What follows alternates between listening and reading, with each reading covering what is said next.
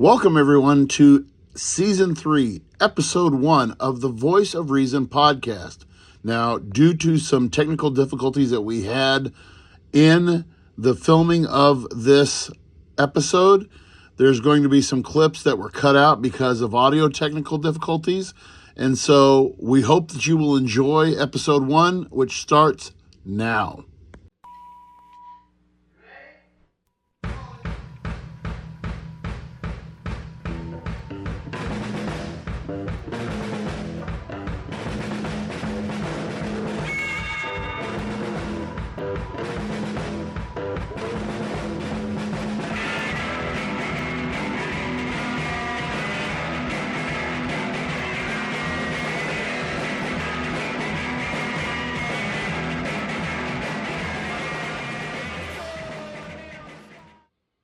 And ladies and gentlemen, welcome to the Voice of Reason, Season 3. Here in our same digs, but we have me. My name is Andy Van Beber. Down there at the bottom of the screen is Travis Kirkendall. And joining us, the man, the myth, the legend, and he's on technology, Robin Anderson. Robin, good evening. Robin Anderson is a coworker of mine who, how long have you been at Clopton now, Robin? So 17 or 18 years. 17 or 18 years. Robin is I don't know if the contemporary is the right word to use, but he is my counterpart. He is my counterpart in the junior high school. He has much more historical knowledge than I do. He is a walking, talking encyclopedia, and we have discussions every week. And by the way, Robin Anderson, one of our loyal listeners almost since day one. And we want to thank him because Robin always, usually after a couple days after he's watched the podcast, he usually watch on YouTube, right? Is that where you usually watch at? Yeah.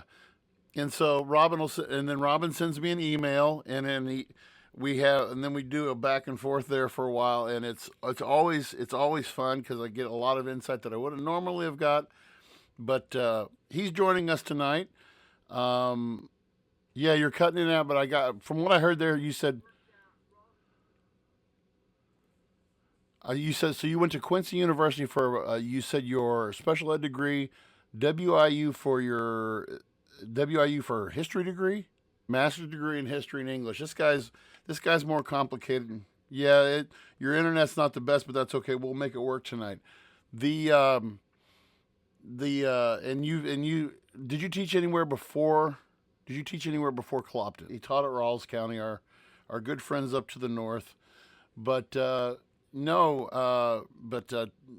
Robin he and I have been teaching together, like I said, for, it doesn't seem like 17 years. I'm not going to tell stories about Robin's cell phone and the fact that, I started him out with his first cell phone, which was a flip phone. But we'll leave that alone. So yeah, this weekend we did. We had the old. We're in the home stretch of the track season. I had track meet last night. Got one tomorrow night, and then next week, and then I get to go back to living on Easy Street and doing the whole teacher thing. But the whole thing though that we're excited about episode 1, season 3. I hope you guys, just a little side note before we get into tonight's topic, I'm going to have a proud dad moment right now. Our opening credit was done by my son Bryson. He has a very creative knack for he's self-taught on video editing and video promos and stuff like that, and I am his first paying customer. So if you like what you see, give us a holler and he can hook you up. Anderson, that requires technology, so don't worry about it. It's okay. So, but no. Anyway, we have a lot of things to open up with this week. First of all, I want to thank all of our comments this week. We started posting, and I will say this, and then we'll get into tonight's stuff. We do now. If you watch the reels on Instagram and on Facebook, we started last week. People have been giving me some advice on podcasts. Travis doesn't know this yet, or maybe he does, but they say put your reels out there, put your short, 30-second blurbs out on Facebook and on Instagram and on TikTok and everything. Between and TikTok, Instagram, and Facebook, we had over 4,000 views between the three of them. We did get some comments. One gentleman, when we talked the reel last week was about the whole boycotting Bud Light and everything, and one of the comments was the guy said, "This guy looks like he doesn't boycott anything that deals with food." So I thank you for that. Yes, I realize I am fat. Thank you very much. I know that I have more chins.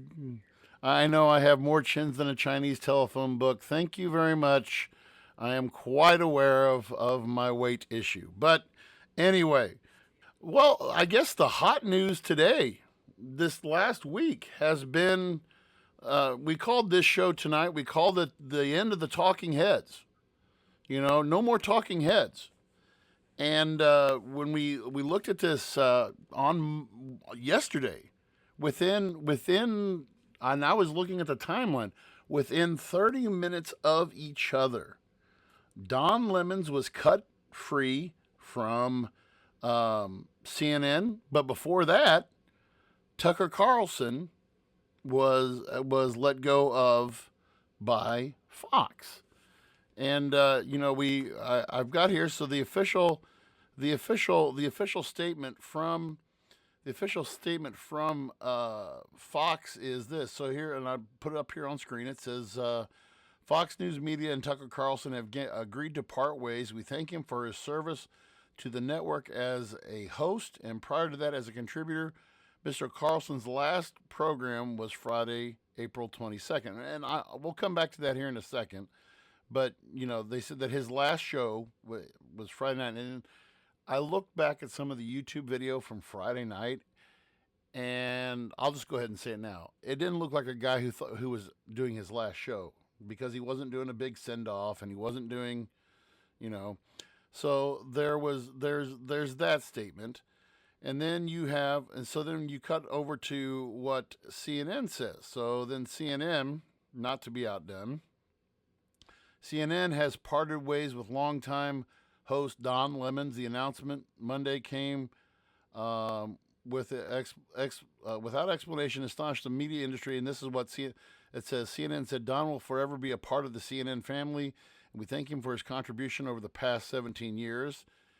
And then Don Lemon's response, which is also quite interesting, when you look at it, Don Lemon's response was, "I was informed this morning by my agent that I have been terminated by CNN. I am stunned. After 17 years at CNN, I would have thought someone in management would have had the decency to tell me directly. At no time was I ever given any indication that I would not be able to continue to do the work I have loved at the network. It is clear there are some larger issues at play. With that said, I want to thank my colleagues," and blah, blah, blah, blah, blah. So you go on with all that. And then CNN countered, and then they released this on Twitter. Don Lemon's statement about this morning's events is inaccurate. He was offered an opportunity to meet with management, but instead released a statement on Twitter. So, all of that being said, we'll talk about the small mouse in the room about Don Lemons, and then we'll get into the bigger thing in the room about Tucker Carlson. Robin, when you watch, who do you go to? What's your usual news source when you do news? Who do you usually go with? And looking at various sources and figuring it out myself, what's going on. Okay, now I've got Robin on audio. So I don't know who just texted me, but they just said they could hear me. Now everybody can hear you guys. That's great. Oh. Hey, it's the first mess up of the new year. It's the first mess up. But Robin just said, and I'll clean all this up in the edit like I always do. But Robin had just said that we had that. So do you have a go-to reading resource that you go to? No, I just pick up different things here and there. put in a topic and see what pops up, and you can tell that it's one way or the other politically. So, I try to find just more reasonably minded sources as I read. So I don't, just read Time or I read Wall Street Journal, just whatever catches my fancy. But then I think about it and it's like, oh, okay, maybe I need to look at this other topic too. Yeah, and Mm. one of the things that so when I go, I go between I use Reuters. I'm like Robin. I don't like watching satellite news network. Um, I actually get more news from our group chat, Travis, than I do from anywhere else. And you, Because we're always sharing stuff. yeah, we're Yeah. always sharing news. I some Daily Mail. It depends on what kind of mood. Daily Mail is, I believe, that's out of London, and they have their dog in the fight.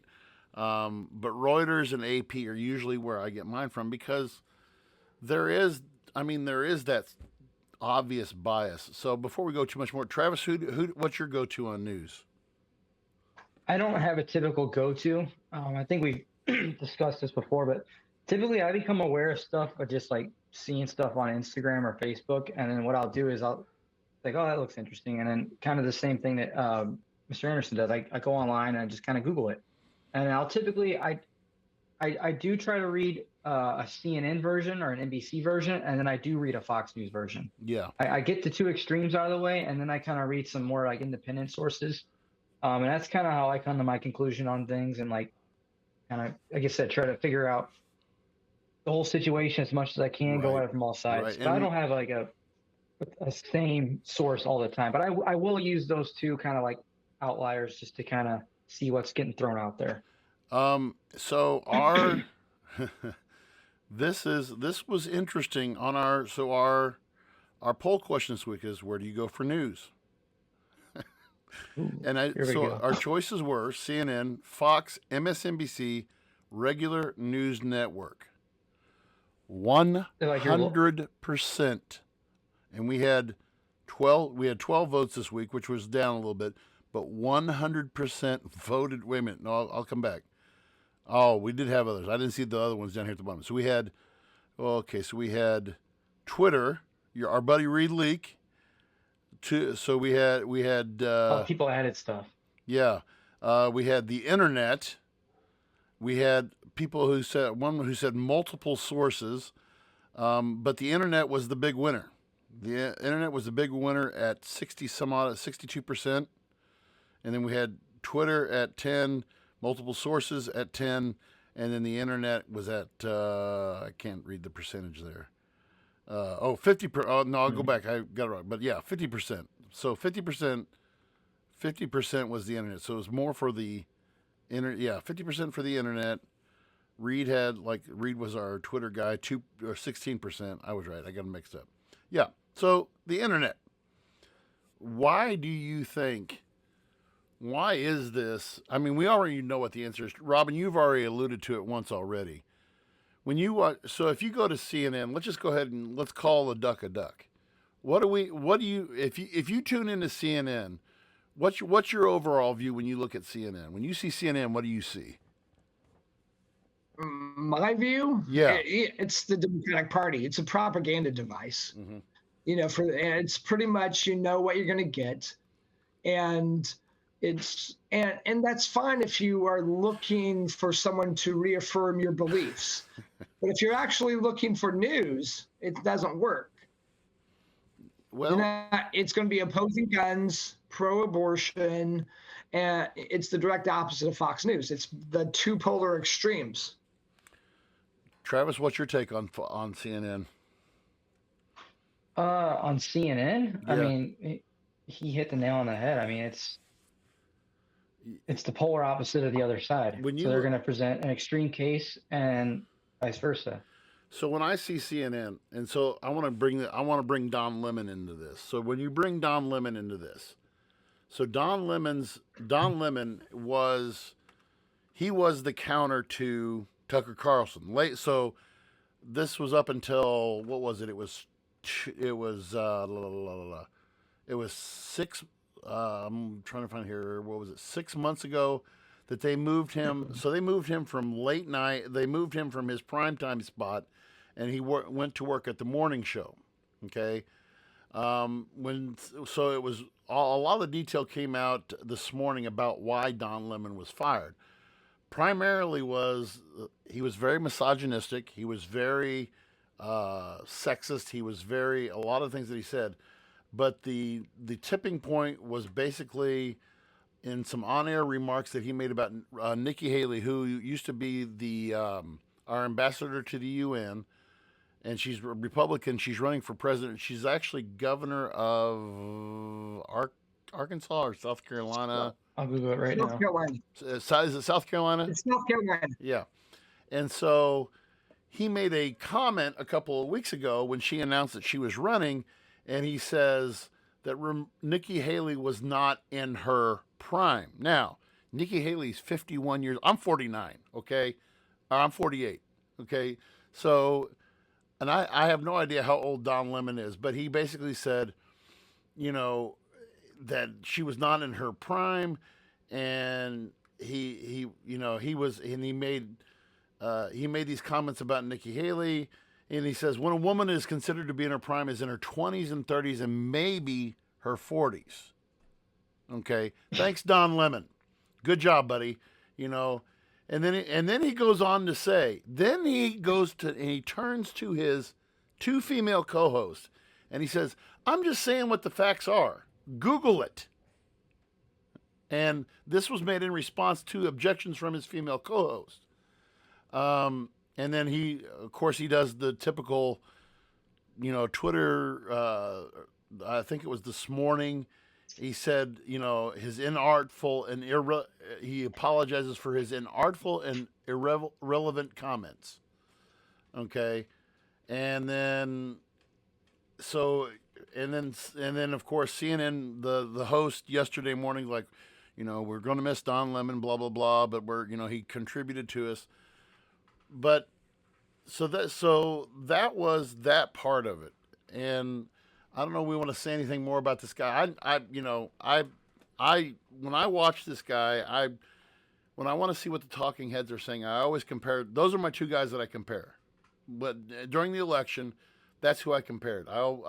If I wanted, like you said, Robin, if I wanted one extreme, I went to Don Lemon to see what he said. If I want to see the other extreme, I go over and I see what Tucker Carlson had said. So that was Tucker. So that, and by the way, and so he did not make any comment on Tucker Carlson's firing. There you go. Yes. But so now going on now to the Tucker Carlson. Where should we start here? Travis, you This made one. Go ahead, Travis. This one kind of surprised me, and I've read a couple articles on it. I'm still kind of getting read up on everything, but so I guess this has to do with the defamation case that Fox is dealing defamation with, case, yeah. and Defamation case. and Yeah. there's also another case, right, for sexual harassment or something. I thought I read, or like there was allegations of Allegations, yeah. There was that hasn't come to the surface yet, but it's right. it's developing. Yes. What shocked me about the Tucker thing, and maybe I don't fully understand it all yet, but this is just from the text that came out, and like why. So they says that they parted ways. I don't think it's officially come out and said that Fox News fired him or he quit. Have they changed it, or is it still just they parted ways? The official statement was that they mutually agreed to part ways. And I think what surprised me most about the Tucker thing, and Tucker is seen as like we were talking about, the polar opposite of CNN. But then the text messages that came out shows that he was actually against a lot of the stuff that Fox News was pushing in regards to election fraud, in regards to I mean, he wasn't a fan of Trump at all. I didn't know that. So this list I have about I've got about 3 pages just worth of his. They haven't, and this isn't all of the text either. No, it's not. They haven't released it They all. haven't released it all, but this is just what they've released. So just to bring people up to speed, 700. This was so the settlement was last week, right? Believe so. $787.5 million in defamation from the Dominion voting system. Okay, now there's still another. There's another one, right? Yeah, yeah. There's like There's so there's billion. a second. There's a secondary. So there's a secondary lawsuit that's going on right now. Um, Let me just read just a couple of quotes, and then I want to get some response from you, Robin. So the election lies. This was talking about Sidney Powell, who is an attorney representing Trump. This is a text that Tucker Carlson sent to Sidney Powell, who was one of these attorneys. He said, one of the texts said, "You keep telling our viewers that millions of votes were changed by the software. I hope you will prove that very soon. You've convinced them that Trump will win. If you don't have conclusive evidence of fraud at that scale, it's a cruel and reckless thing to keep saying." Mm-hmm. Okay. Then you go on to the news election coverage. And if you guys don't remember, on election night, they called Arizona early. Mm-hmm. They called Arizona early. Our fearless leader's coming into the room here. So they called it early, and it said that Fox viewers were outraged, and he said, and so this was to the Fox executives. The Fox executives said, he said to them, he said, "We worked really hard to build what we have. Those expletive are destroying our credibility. It enrages me." So, Robin, when you hear something like this, what do you hear? What do you think when you hear this? I mean, how much power is Tucker Carlson wielding? Think about how do you think? Just give me your general overall thoughts here.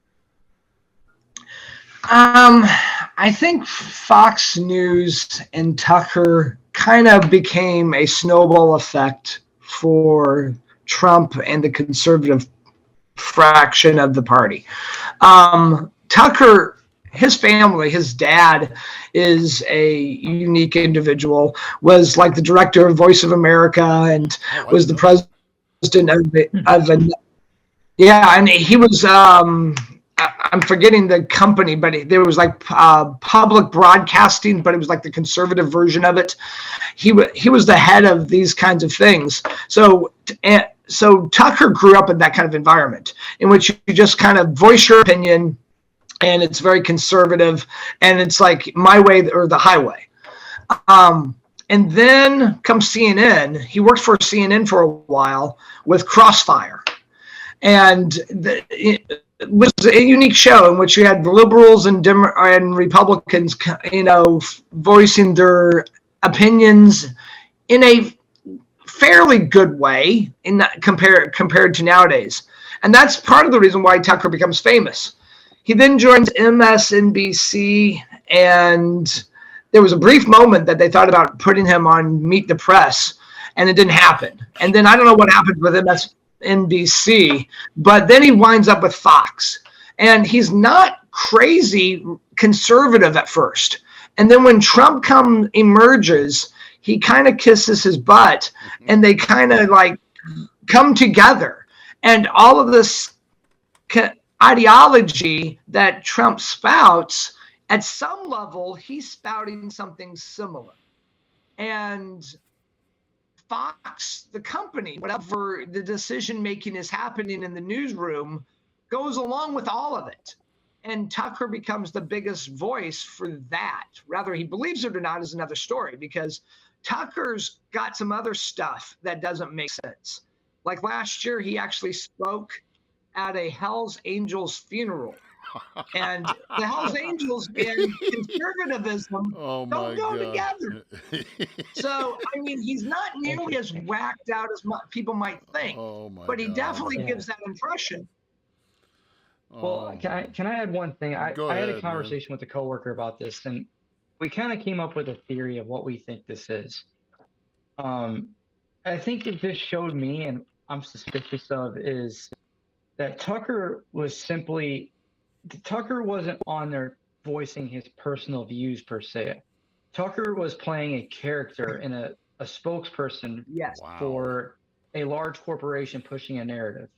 That's my conclusion that I kind of came up with after reading those text messages. And it reminded me a lot of the Brian Williams exit with the Oh, MSNBC. yeah, yeah, yeah, You know, yeah. because we, for the longest time, and I thought for sure Brian Williams was like this hardcore Democrat, and he comes out and says he's an institutionalist, and they're trying to burn the whole place down. Like it just kind of it reminded me a lot of that in a sense, and I don't know, those text messages just really surprised me. You and you, I, yeah, and you brought that up that was I had forgot about that. I'd forgot about that one, Travis, about Brian Williams because Brian Williams had it's a fault. wild exit Yeah, and speech. he was a pathological liar. But here comes and here so Tucker Carlson.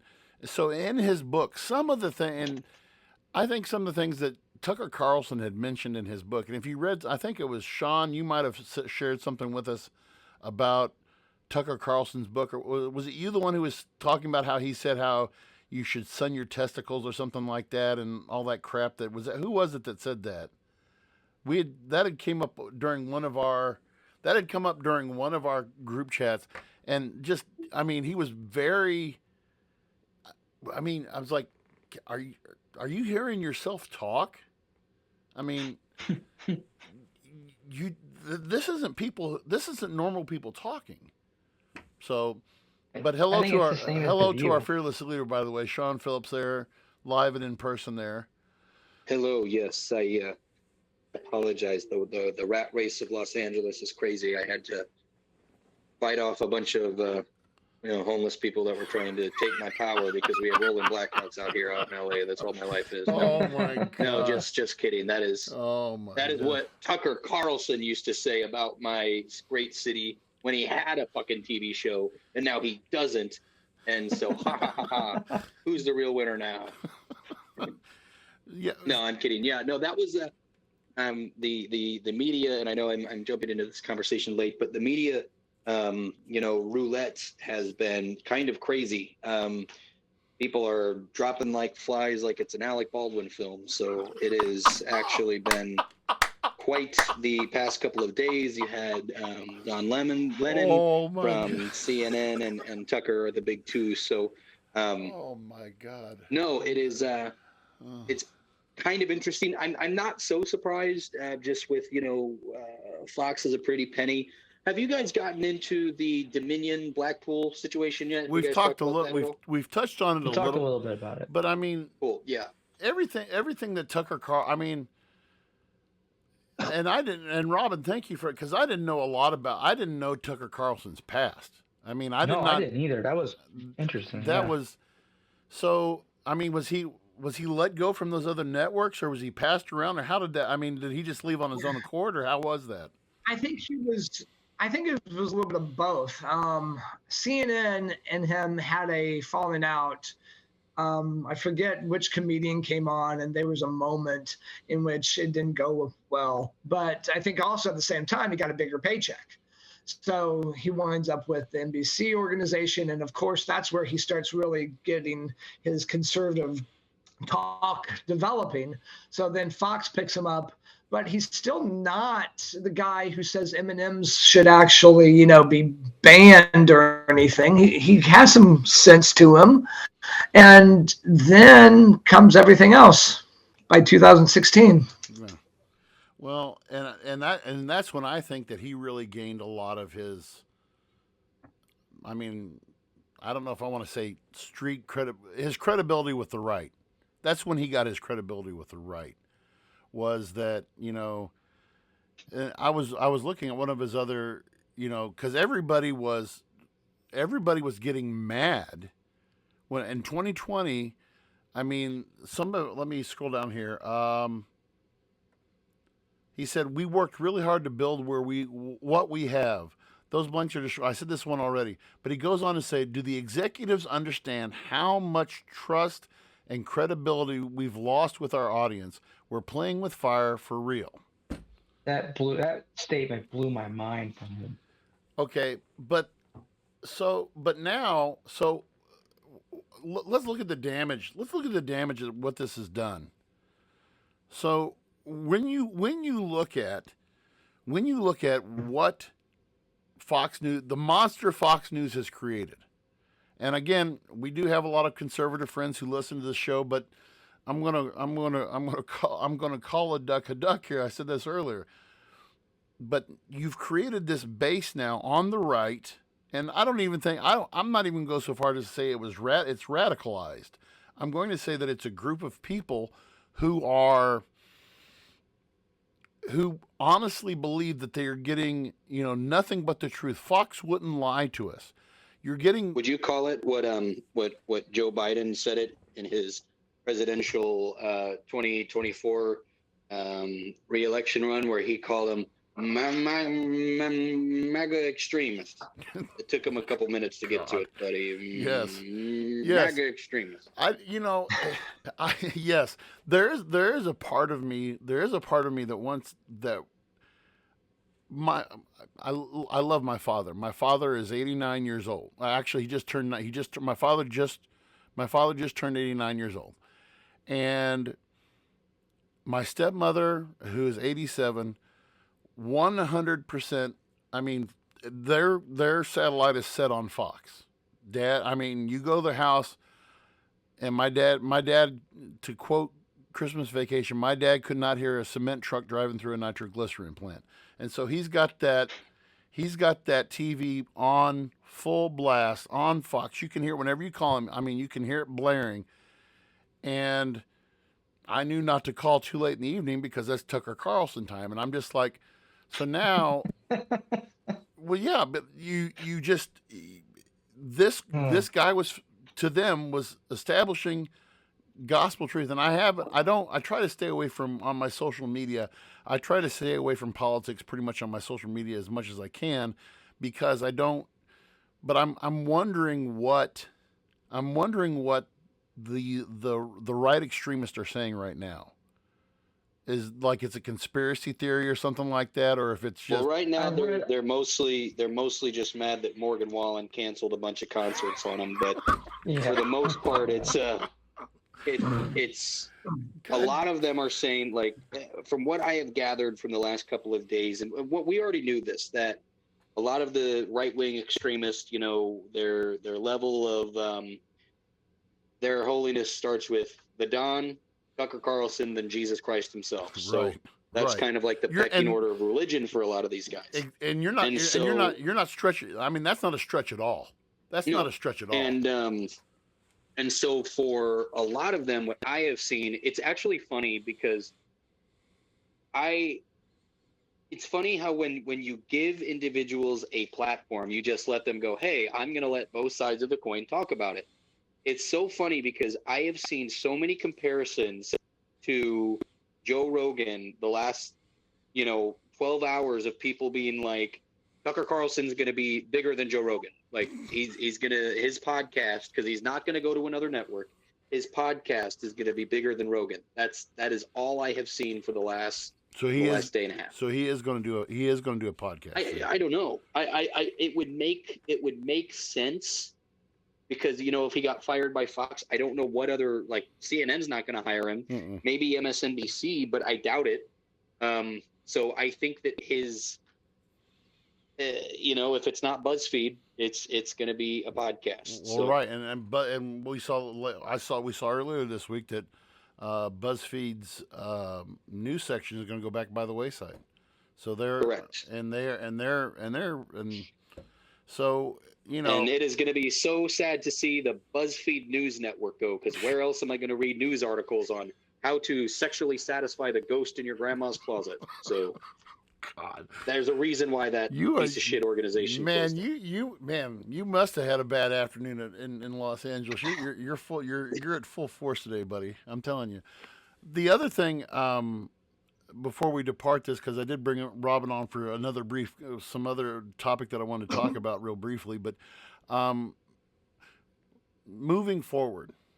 So moving forward, what do you guys, Robin? I'll start with you. If you are, who are you going to fill in that void, or are they? Do you think that this is a wake up call that CNN and Fox both got, that they need to stop manipulating the news and just start telling the news? What's your thoughts on that?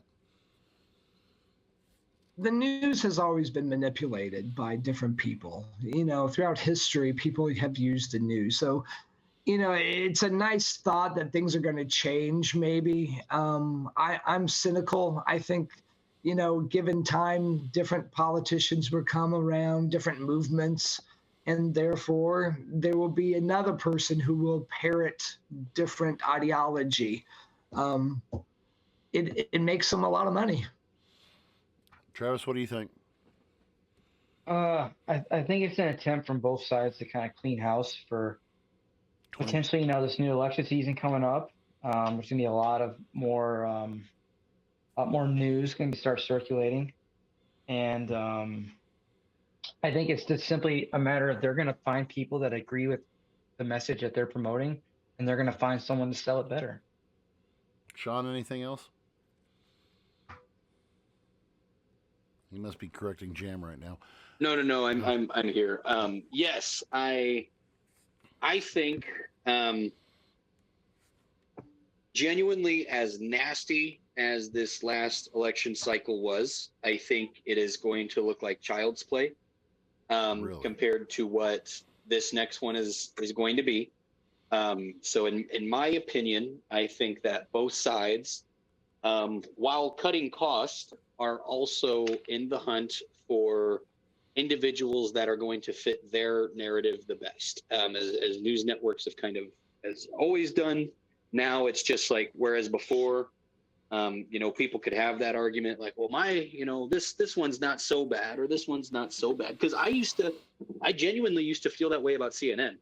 CNN was the one that I actually really liked to get my news from, because I felt like they had the most consistent, kind of both sides of the coin kind of news, at least from the shows that I would watch. Because I was talking to someone out here actually that has done a ton of news media, and it's not so much the daily, not the morning news. It's not the newscasters that we're seeing that are the extremely skewed, with a lot of the views. Typically, even on Fox, even on CNN, if you turn it on in the morning, you're getting your local news from there.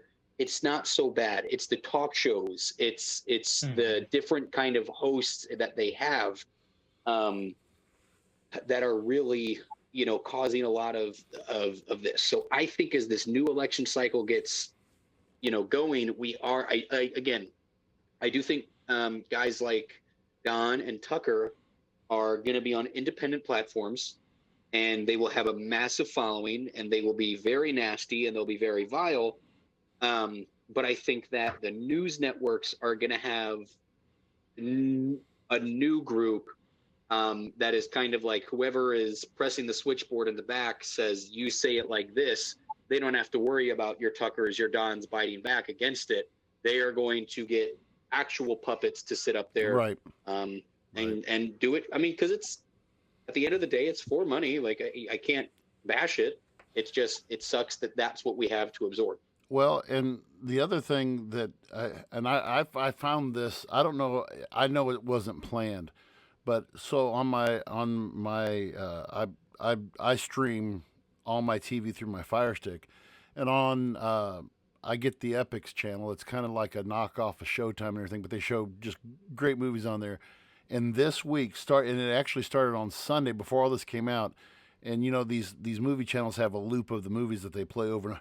They've been playing Anchorman 2, and and I thought it was quite ironic, because if you haven't watched Anchorman 2, I mean, Anchorman 2, I mean, it's obviously it's satire and everything, but I mean, it basically mocks the whole 24-hour news cycle thing, and how, and Ron, and there's this part in the movie where, Ron, they start, when you first watched it, when Ron's there going, man, this is a police chase. Look at this. I mean, that's kind of what it was before, but now it's turned into this whole, what it is today. And so, I mean, I think where I'm with you guys, where we're going is I hope 2024 is going to play nice. Joe Biden did announce today officially he's in the race. So at last count, I believe we have 4 Republicans and 2 Democrats in right now. So the 2 Democrats? Did you see Robert F. Kennedy Jr.? Yes, He's going to challenge Biden. Yes, that is not that. So it's going to be 3 Democrats here before long, and that'll be. And I think that, I mean, within the last, there was some stuff, wasn't there, Robin? That some more stuff came out in the last couple of years about the government's involvement with the Kennedys and what went on. Was there something? Did I imagine that, or was there? I thought they I'm released thinking some more like stuff, didn't Malcolm X, but I'm not sure about the Kennedys. I'm thinking about Malcolm X and its connection with some government stuff. Okay, Travis, what were you saying? I thought that they had released some classified documents regarding this. I never did. I didn't see Wasn't there any of the connections with the paperwork. CIA? Wasn't there connections with CIA? No, I haven't seen the paperwork either. I didn't see. I didn't read any articles, but I did see a post that someone put that was like, "Are we all just going to casually ignore that 6 days ago the CIA admitted to the assassination of JFK?" Like that, yeah. And I was like, "What?" But I didn't read any. I haven't read any of that either. Yeah. That'll be a topic. That'll be a topic for a future show. But Go ahead. Go ahead. I was just going to say one of the other reasons we got about 15 minutes left, and I did invite Robin on for another. Robin, as one, like I said, as one of our loyal listeners, did. Is it fair to say, Robin, that you are a Star Wars aficionado? I grew up in the 1980s, and you had your Star Wars and your Masters of the Universe, all the fantasy stuff. That's right. So, as a kid growing up, I loved it. And today, I'm a grown man with 2 teenage boys. I can't keep up with all the streaming, and I don't know how much quality there is. I know some people will say Mandalorian is fantastic. I know season 3's been, and I can read about it briefly, but I don't have time to watch hour upon hour upon hour upon hour. And it seems like Disney is just losing its way for quality. So I vented about that in an email to V a few days ago, or a week ago. Mm-hmm. And it's, and Disney is just a bigger entity. It's the biggest one. They're all doing it because you got to fill the streaming with product. So you make tons of product, but is it any really good stuff there? Well, so I was just complaining. We had this comment, and we talked about this. It was, I don't know if it was season 1 or season 2. Sean, you had mentioned Netflix, they've pretty much set up shop. Did you say it was in Arizona? Their production facility, Sean? Albuquerque, New Mexico. Oh, Albuquerque. And so they have pretty much, and they've all of these streets. So you have Disney, Netflix, now HBO Max and Discovery are going in together, and with Disney. So to me, I still think, I mean, there's a lot of people who say there's good streaming, there's good quality, but I'm not a big. I love Star Wars. I'm being totally honest when I say this. Robin and I are on 2 different levels because I remember a trivia contest we had about 4 years ago where Robin just flat out destroyed me in Star Wars trivia. But there is some of the stuff that, and it's the same thing with Marvel. It's the same thing with Marvel and Star Wars. And Robin and I talked about this afternoon. And with Marvel, you've got to. It's kind of the same thing. If you're not keeping up with the streaming series, to some people, the movies don't make sense whatsoever. And I was afraid of this after Infinity War and all that came out, that it was going to go people were going to start getting lost. And the reviews for the last, let's see, we've had Shang-Chi, we've had Multiverse of Madness, The Eternals. oh God, the Eternals, which was god awful. There was another one, a vampire, the Marvel vampire movie. I can't think of that one right now. Morbius. Morbius, that was awful. And so now, you have within this you've had the What If on Disney. You've had the What If series, which was I thought was entertaining. You've had Hawkeye, you've had WandaVision, you had, and I mean, is this the new wave? And I'm going to divert this to Sean, since you're our Hollywood guy. Is this the new way of how people are going to gain? Is this the streaming strategy's way of gaining more viewers, or do you think this is going to lose more viewers, or what's the idea behind this, Sean? So it's one of those things that's kind of a two-sided coin. It's tough for the industry right now in a couple of different aspects. So what is one of the first thing that people always complain about with so many of these streaming services is two things. One, that there's too many of them, and that they are too expensive. Hold on, I'm going to mute because I have to sneeze. Hachu. Gesundheit, Gesundheit. You must be having one heck of a sneeze there. Okay, sorry about that. That's all right. So if you think about it, people complain like they're too expensive and there's too many of them. But here's the deal. People are also talking about how expensive that it is to go to a movie theater. Because to go to a movie theater, and I get that, because we did, the girls and I, or three of us with my military discount, to go see the new Super Mario Brothers movie with 3 tickets and the popcorn, hot dogs, drinks, nachos, to do it like, yeah, we did it big, but same thing. Like if it was a family of 5, it would have been about the same. Was just under $100. So it is not cheap to do these things anymore. However, it is really difficult for these companies to be making money on the streaming services. Because you got to think, if people are wanting quality, right? If, like, for example, people were kind of complaining about some of the CGI in like some of these shows, like, but the thing is, if they are producing, a bunch of different shows. So Disney, for example, if they're producing 2 Marvel TV shows and 2 Star Wars TV shows a year, that is, if they want it to be good, each show is probably going, for a full season of those shows, is probably going to cost anywhere between $100 and $150 million. For some of the shows that are not like,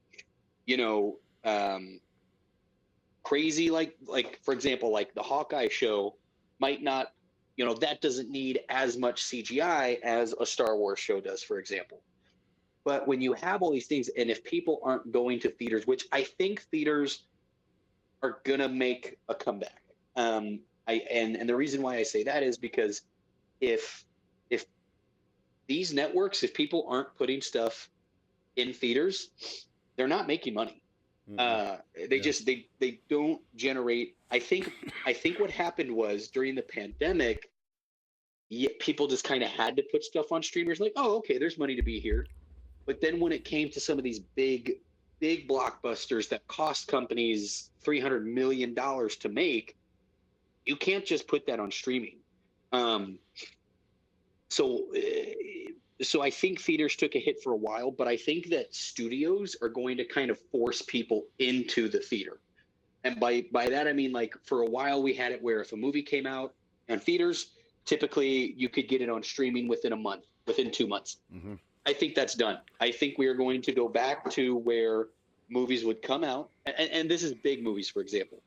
Movies are going to come out, and then you might have to wait 3 or 4 months before you have the availability to get it back on streaming, or to buy it on DVD. And I just think it's because these studios are hurting. And one thing that, like, people aren't really talking about, we're about to have the biggest writer strike in a long, long time. So there is a very good chance that a lot of these shows that we have been accustomed to and movies that we have been accustomed to, if this writer strike doesn't get itself fixed quick, there's going to be an awkward gap where there's a period where a lot of these shows and stuff that we're expecting are not going to come out if this strike isn't resolved quick. Wow. Well, I was going to mention, you said something about the theaters making money. So my wife was telling me about an article she read with Ant-Man and Wasp and Quantumania. It did not do it. It did not anticipate. They did not make what Marvel was anticipating that it was going to make. And so, what Disney is planning on doing, they were going to release it. They were going to release Ant-Man, and they were going to release that. I believe it was May the 18th. And now they're going to do the same thing that they did with Black Widow when they during COVID when they release it for a premium $20. Yeah, the premium, and they're going to do that. They're going to do that with Ant-Man and Wasp, and to try to. I was like, they want to make money, but I go back to, and I want to kind of focus back on this and get Robin's more take on this. You mentioned CGI and how that's where your money is at, Robin, and you and I can talk about this because we've probably watched the special sections on how they, when you look at the original episode 3, 4, 5, and 6 of Star Wars, when they first, you're talking, was it 1979? Was that New Hope? Star Wars was like 1977. Okay, so when you look at, they actually built, maybe you can tell this better than I can, Robin, but I mean, they actually built like scale models of the surface of the Death Star and stuff like that. Is that how what all went into that? I don't know all the details, but I mean, everything, special effects was limited. So, you're breaking up on us again, Robin. Had to be made so that you had your models, you had your puppets, you had your scenery. It's kind of like the 1970s version of Cleopatra. Everyone thought about Cleopatra being the most expensive movie around in the 1960s. Gone with the Wind. This is a low-budget sci-fi western. It's not supposed to make any money, and they do everything by hand, and it works. And it's looking at modern day sci-fi standards, but it's kind of nice. It's innocent. It's nostalgia. Some of the stuff now, it seems like it's perfect, and it's like I don't know. Well, and they have to rehash everything. I saw in Artio and R2D2 are coming back for a new droid series in a few years.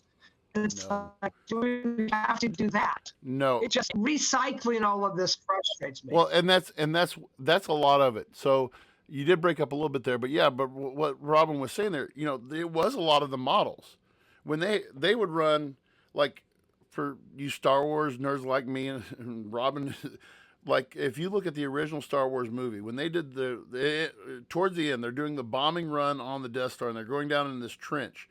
They actually built. And I think it was like 20 some odd feet long of this. It was the surface of the Death Star. And they get and this is back with, I don't know what the millimeter, Sean, you know more about this kind of stuff than I do, but I mean, the old movie cameras that they used to use. And they had it on almost like a zip line kind of thing where they took it over this trench and they could rock it back and forth like the motion. Because even back then, post-editing was, it was pretty much done literally, clipping and doing all this other stuff. And now, everything, like you said, Robin, do we have to revisit this? And maybe, Sean, you're the guy to answer this. As an actor and as a producer, Sean, do you feel that there's a lack of originality? Are we seeing a lack of originality coming out of Hollywood now? No, but also, and I'll tell you why, but Travis, I want your opinion on something. Which not based on story, not based on anything like that, but what films do you think looked more visually appealing? The Lord of the Rings or the Hobbit trilogy? The Lord of the Rings, 100%. Yeah, and it's not even close because the Lord of the Rings used actual models, actual live scale, people with makeup doing this, that, or the other, and then they went to live locations, they filmed. Versus the Hobbit trilogy was filmed in a green screen room. Like that's what it was. Mm-hmm. But no, and here's the thing, I might be in the minority on this one, but I actually love it when companies and when they remake stuff. I love it. So like people have been bitching about, the new Harry Potter television series that's going to come out where each book will get its own series or season. I love that. I love it. Look at Robin. Look at Robin. I understand, because here's again my take on it is I know how much I enjoy the classics. I love the classics and will always enjoy them. But I think that like for a lot of people, they're like, oh, well, if they do this, they ruin the old one for me. Me personally, I've never dealt with that. The thing is with Hollywood, people talk about like, oh, there's nothing original, there's nothing like this, and there's some truth to that, but also there's not. Because there's more independent film studios than ever before. Mm-hmm. There is more original content being made than ever before. Some of the best directors in the world, two right now, Robert Eggers and Ari Aster, are incredible filmmakers who make amazing films with super low budgets, and they're original. That's why I'm a big fan of A24 films because they are typically independent kind of style films. There's a ton of them. Now, they're just making what Hollywood's making right now is what's popular. But that's the thing too, is like we might complain like, there's too much superhero stuff. There's too much superhero stuff. You got to understand, Hollywood's been around for 100 years, and for about 80 of those years we weren't getting superhero content. Like we got, if you go back, like, yes, there was a Superman television show, but there wasn't the Avengers. We had the Batman movies, like back in the day with Michael Keaton, Clint Eastwood, not Clint Eastwood, George Clooney. Yeah, a Clint Eastwood Batman film would have been amazing. But we that is just what's popular now. And the thing about it is a lot of it is original. I mean, they're using source material that's 70 years old in some cases. It's just there's a lot of it. And, the same thing is, I'll say it with like Star Wars, for some it's oversaturated. And I think, it's popular, and because we do have, because this is a thing that was really interesting to me. I saw a lot of people in their late 20s to 40s complaining that the Mario movie was too childish.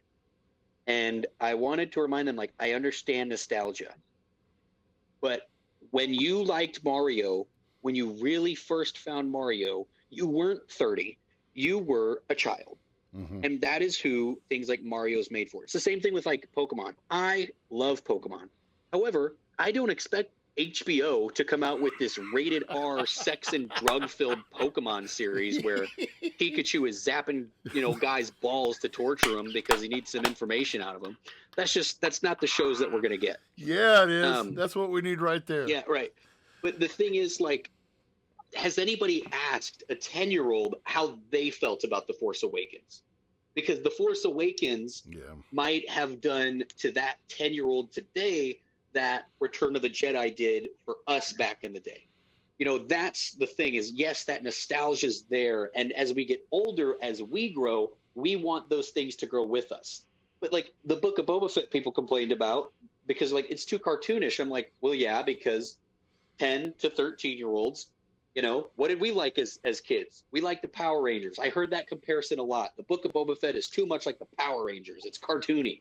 And it's like, well, yeah, it's a spaghetti Western for children. So like that's like, I think that's the hardest part is when something is really near and dear to us, we want it to grow with us. Right. But it's from these company standpoints, like it was, made for kids and teens back then. Like Star Wars, it was meant for the nerds of the 70s. Like that's who liked it. There it is right there. So there you guess go, what? Anderson. The Star Wars of today, who is it for? The nerds of the 2020s. Yeah, that's a good point. And when people are like, why is Lizzo and why is everybody a lesbian? Like, well, guess what? Like the younger generation, that is the stuff that interests them. Like they're not just trying to force diversity down our throat. They are trying to resonate with the youth because that's who the program is made for. And I want to, we're kind of getting close to time here, but I want to, and maybe this will lead to a later discussion later on. I think though, as they try to, as they do that though, there has to be that delicate balance to where, yes, we're trying to reach out to the youth, but you're also alienating the older crowds. And I understand that within Hollywood, that's the delicate balance that they have to try to maintain. And it's way above my pay grade. But anyway, great discussion this evening, gentlemen. Robin, I know I'm keeping you up past your bedtime, but it is. yeah, we do apologize for the beginning. We do apologize for the beginning of the show. For those of you who struggled through that, and I once again forgot to turn the audio up for the other guys, and all they heard was me for the first 5 minutes. I apologize for that, but hey, that's why we're on the air, and we don't have a production crew and all that other stuff. Gentlemen, anything else we want to say before we end up tonight?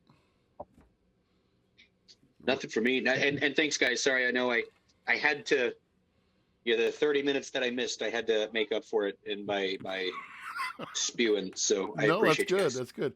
Robin, we do want to thank you for being on. We would love to have you on again sometime. And but for all the boys, I think I'll use Sean's line: "Be a friend, tell a friend," and share, subscribe. And look for our reels on Instagram, Twitter. Instagram, Facebook, and TikTok will be out there. But please don't try to slam me again about all my fatness and everything, But other than that, thanks, guys, and we'll see you all next week.